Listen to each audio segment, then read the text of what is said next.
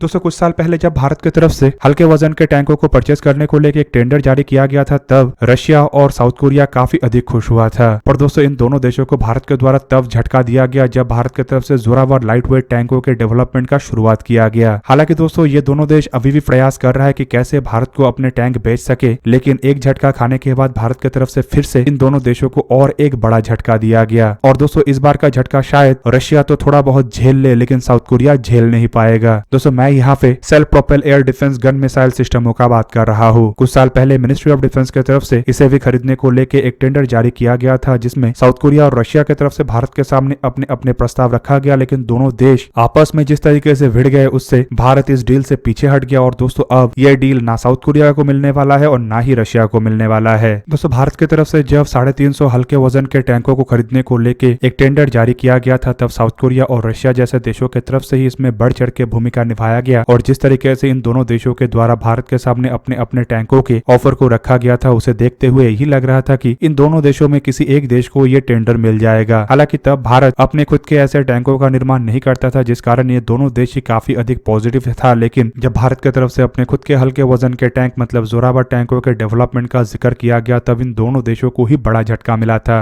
और दोस्तों अब मिनिस्ट्री ऑफ डिफेंस की तरफ से हल्के वजन के टैंकों को डेवलप करने के बाद उसके बेस पे एक self propel air defence gun missile सिस्टमों के डेवलपमेंट का इरादा बनाया जा रहा है, ताकि ये इंडियन आर्म फोर्सेस से पुराने हो चुके टोड बोफोर L-70 40 मिलीमीटर के सिंगल बैरल और सोवियत एरा के ZU-23 टोड 23 मिलीमीटर के ट्विन बैरल वेपन सिस्टमों को रिप्लेस कर सके। हालांकि दोस्तों इस तरीके के सिस्टमों को भी अन्य देशों से खरीदने को लेकर कुछ साल पहले एक टेंडर जारी किया गया था, जिस टेंडर के मुताबिक भारत इनिशियली 10 ऐसे सिस्टमों को किसी एक ओरिजिनल इक्विपमेंट मैन्युफैक्चरर से परचेस करता है और उसके बाद बाकी के 300 सिस्टमों को भारत में ही मेक इन इंडिया इनिशिएटिव के अंतर्गत तैयार किया जाना था। दोस्तों कुछ रिपोर्ट में बताया जा रहा है कि साल 2013 से ही मतलब आज से 10 साल पहले से ही भारत की तरफ से ऐसे self propel air defence gun missile सिस्टमों को बार बार खरीदने को लेकर प्रयास चलाया गया, पर इंडियन आर्मी को इनमें से एक भी प्रयास में सफलता नहीं मिल पाया। हालांकि दोस्तों एक प्रयास में साउथ कोरिया के हनवा डिफेंस सिस्टम की तरफ से निर्माण किया हुआ K-30 Bihu self propel air defence सिस्टमों को खरीदने को लेकर भारत की तरफ से तैयारी कर लिया गया था, लेकिन उस दरमियान इसके कंपेटिटर या फिर कहे तो इसके प्रतिद्वंदी रशियन अल्माज अंते की तरफ से निर्माण किया हुआ तुंगस्टर सिस्टमों के द्वारा एक एलिगेशन लगाया गया कि K-30 सिस्टम भारत के जो रिक्वायरमेंट है उसे पूरा नहीं कर सकता है, और इस एलिगेशन के कारण भारत के द्वारा K-30 सिस्टमों को खरीदने के इरादे को ड्रॉप करना पड़ा। और दोस्तों ऐसे लगातार प्रयास के बावजूद सफलता न मिलने के कारण ही बताया जा रहा है कि हल्के वजन के टैंकों के डेवलपमेंट के साथ साथ इसके बेस पे parallelly self propel air defence gun missile सिस्टमों को defence research and development organisation और प्राइवेट कंपनियों के द्वारा ज्वाइंटली बनाने को लेकर इरादा बनाया गया है। और माना जा रहा है कि इस साल के अंत तक जहां पे लाइट टैंक जोरावर तैयार हो जाएगा, तो वहीं पे शायद ये self propel air defence gun missile सिस्टमों के ऊपर भी काम शुरू कर दिया जाए। अब दोस्तों भारत की तरफ से जो self propel air defence gun missile सिस्टमों को अपने बेड़े में खरीदने का इरादा बनाया गया था, उसमें 2 30 मिलीमीटर के गन होना आवश्यक है, जबकि इसके अलावा surveillance and fire control radar, एक इलेक्ट्रो ऑप्टिकल टारगेटिंग सिस्टम, एक पैनोरामिक पेरिस्कोप, एक forward looking infrared system, laser range finder, thermal sight, TV camera और एक डिजिटल फायर कंट्रोल सिस्टम होना आवश्यक है। और भारत की कंपनियों के लिए सबसे बड़ा चैलेंज ये है कि इन सभी सिस्टमों को एकत्रित करके इसे टेस्ट के लिए तैयार करना। और दोस्तों गन मिसाइल सिस्टम है, इसका मतलब यह है कि इसमें गन के अलावा सरफेस टू एयर डिफेंस के लिए शॉर्ट रेंज के मिसाइल भी होगा। हालांकि इनसे खाली तैयार ही नहीं करना है, बल्कि इंडियन आर्मी के जो रिक्वायरमेंट है उसे देखते हुए इसे एक क्वालिटेटिव रिक्वायरमेंट टेस्ट को भी पास करना है। यहाँ पे दोस्तों आपके जानकारी के लिए बता दूं कि एक बार इंडियन आर्मी और defence research and development organisation की तरफ से इसे लेके सहमति हो जाने के बाद मिनिस्ट्री ऑफ डिफेंस की तरफ से इसे लेके अनुमति दे दिया जाएगा। हालांकि बताया जा रहा है कि जो K-30 सिस्टमों को खरीदने को लेकर इरादा बनाया गया था उसे अबॉन्डन करने के बाद भारत के लिए इस तरीके के सिस्टमों को बनाने का रास्ता लगभग क्लियर है। जबकि दूसरी तरफ अगर देखा जाए तो हल्के वजन के टैंक जोरावर के डेवलपमेंट के बाद भारत के पास इसे बनाने के लिए एक तरीके से इसके चेसिस और बेस बॉडी भी तैयार है। अब दोस्तों अगर भारत अपने खुद के जरूरतों को इस तरीके से पूरा करता है, तो ऑब्वियसली जिन देशों की तरफ से यह सपना देखा गया था कि भारत को बिलियन डॉलर्स के हथियारों को एक्सपोर्ट किया जाएगा, तो उन्हें तो झटका मिलना ही था। हालांकि दोस्तों झटका तो रशिया और साउथ कोरिया दोनों को मिलना था, लेकिन इसका दर्द साउथ कोरिया को अधिक पहुंचेगा, क्योंकि फिलहाल रशिया इस कंडीशन में नहीं है कि भारत को हथियार सप्लाई कर सके, और भारत भी रशिया से ऐसे लड़ाई के दरमियान हथियारों को खरीद के कोई कॉन्ट्रोवर्सीज में भी जाना नहीं चाहता था। हालांकि साउथ कोरिया को एक समय तक यह महसूस हो गया था कि भारत साउथ कोरिया के K-30 व्यू सिस्टमों को ही परचेस करेगा, पर लाइट टैंकों को बना के और उसके बाद इन सिस्टमों को बनाने का इरादा बना के साउथ कोरिया को भारत के द्वारा डबल झटका दिया गया। हालांकि दोस्तों भारत की तरफ से अपने जरूरतों को पूरा करने के लिए इंडिजीनियस तरीके से काम तो किया जा रहा है, लेकिन एक इंडिजीनियस प्रोजेक्ट के डिले के कारण भारत के वायुसेना को काफी अधिक नुकसान झेलना पड़ रहा है। दोस्तों मैं यहाँ पे इंडियन एयरफोर्स के बेड़े में इस्तेमाल होने वाले MiG-21 एयरक्राफ्टों का बात कर रहा हूँ, क्योंकि बताया जा रहा है कि हाल ही में राजस्थान में एयरक्राफ्ट क्रैश होने के बाद इंडियन एयरफोर्स के संपूर्ण MiG-21 एयरक्राफ्टों को ग्राउंडेड कर दिया गया है। दोस्तों 8 मई के दिन इंडियन एयरफोर्स के एक MiG-21 एयरक्राफ्ट जब राजस्थान के ऊपर से एक ट्रेनिंग फ्लाइट को अंजाम दे रहा था, तब ये एयरक्राफ्ट कुछ कारण की वजह से एक हादसे का शिकार बन गया। रिपोर्ट में बताया जा रहा है कि इस हादसे के कारण करीबन 3 लोग मारे गए। रिपोर्ट में यह भी बताया जा रहा है कि हादसे के दरमियान पायलट अपने आप को इजेक्ट तो कर लिया था, लेकिन जब एयरक्राफ्ट जमीन में जाकर टकराया तो वहां के 3 लोकल लोग इसके चपेट में आ गए और उन्हें अपना जान खोना पड़ा। और दोस्तों इस घटना के बाद इंडियन एयरफोर्स की तरफ से घटना को लेकर एक इन्वेस्टिगेशन जारी किया गया है और अब बताया जा रहा है कि इन्वेस्टिगेशन समाप्त ना होने तक और किस कारण से ये एयरक्राफ्ट हादसे का शिकार हुआ है उसके बारे में पता चलने तक इंडियन एयरफोर्स के बेड़े के सभी MiG-21 एयरक्राफ्टों को ग्राउंडेड किया गया है। और दोस्तों आप लोगों को पता होगा कि MiG-21 एयरक्राफ्ट किस तरीके से एक के बाद एक हादसे का शिकार बन रहा है और उसके कारण कैसे इंडियन एयरफोर्स को बड़े बड़े नुकसान झेलना पड़ रहा है। हालांकि फिर भी बताया जा रहा है कि ये एयरक्राफ्ट साल 2025 तक इंडियन एयरफोर्स के बेड़े में इस्तेमाल होगा और उसके बाद संपूर्ण रूप से शायद फेज आउट कर दिया जाए या फिर कुछ साल तक और इसे स्टोर में रखा जाए। पर अगर देखा जाए तो इंडियन एयरफोर्स की तरफ से 1960 के दशक से लेके करीब करीब 800 ऐसे एयरक्राफ्टों को परचेस किया गया है, जिनमें बताया जाता है कि आधे के आसपास एयरक्राफ्ट तो हादसे का शिकार बना है। हालांकि फिलहाल इंडियन एयरफोर्स के बेड़े में काफी कम संख्या में MiG-21 एयरक्राफ्ट बचा हुआ है और रिपोर्ट में बताया जाता है कि करीबन 3 से 4 स्क्वाड्रन ऐसा एयरक्राफ्ट है जो इंडियन एयरफोर्स में अभी भी सर्विस में है। हालांकि दोस्तों अगर देखा जाए तो MiG-21 एयरक्राफ्टों के साथ ऐसा असर नहीं होता अगर इसे तय समय पे रिटायर कर दिया गया होता और इसे लगातार अपग्रेड करके मजबूरन इस्तेमाल ना किया गया होता। बेसिकली दोस्तों इन एयरक्राफ्टों को दशकों पहले रिटायर कर देना था और इसके जगह में इंडियन एयरफोर्स के बेड़े में स्वदेशी लाइट कॉम्बैट एयरक्राफ्ट तेजस को भरना था। पर तेजस एयरक्राफ्टों के प्रोजेक्ट लगातार डिले होने के कारण तय समय पे ना इन एयरक्राफ्टों को रिटायर किया जा सका और ना ही तेजस एयरक्राफ्टों को इंडियन एयरफोर्स के बेड़े में शामिल किया जा सका। और दोस्तों इसी कारण इन एयरक्राफ्टों को लगातार अपग्रेड किया गया और अभी भी इस्तेमाल किया जा रहा है। हालांकि अब तेजस एयरक्राफ्ट तैयार है और इन एयरक्राफ्टों को लेकर एक बड़ा ऑर्डर दिया गया, जिससे माना जा रहा है कि जल्द ही MiG-21 एयरक्राफ्टों के जगह तेजस एयरक्राफ्टों के द्वारा पूरा किया जाएगा, जिससे कि शायद इंडियन एयरफोर्स को इतने जान और माल का नुकसान झेलना ना पड़े। हालांकि अभी भी इंडियन एयरफोर्स में इसी तरीके से एयरक्राफ्टों को इंडक्ट करने को लेकर डिले हो रहा है, जिससे फिर से कोई एयरक्राफ्ट MiG-21 ना बन जाए। बेसिकली दोस्तों इंडियन एयरफोर्स के बेड़े से पुराने हो चुके जैगुआर, मिराज 2000 और MiG-29 जैसे एयरक्राफ्टों को भी रिटायर करना है, जिसका जगह बेड़े में और एक स्वदेशी एयरक्राफ्ट मतलब तेजस मार्क 2 लेगा। पर तेजस मार्क 2 एयरक्राफ्टों को लेकर भी लगातार खबर आ रहा है कि ये कुछ डिले का शिकार हुआ है और आने वाले समय में शायद और डिले का शिकार हो। ऐसे में दोस्तों इन एयरक्राफ्टों के डिले के कारण इंडियन एयरफोर्स के बेड़े के पुराने हो चुके जैगुआर, मिराज और मिग जैसे एयरक्राफ्टों को फिर से अपग्रेड करके ना इस्तेमाल किया जाए। और अगर ऐसा होता है तो इंडियन एयरफोर्स में फिर से एक फ्लाइंग कॉफिन पैदा हो सकता है, जो जान और मालों के नुकसान को बढ़ा सकता है। हालांकि दोस्तों अगर स्वदेशी एयरक्राफ्ट तैयार हो गया है तो अब एक तरीके से एक बोल्ड कदम उठाते हुए पुराने हो चुके इन एयरक्राफ्टों को जल्द से जल्द रिटायर करना चाहिए। और मेरे हिसाब से पुराने एयरक्राफ्टों को इस्तेमाल करने से बेटर यह है कि तेजस जैसे हल्के एयरक्राफ्टों को ही बड़े मात्रा में इंडियन एयरफोर्स के बेड़े में शामिल किया जाए।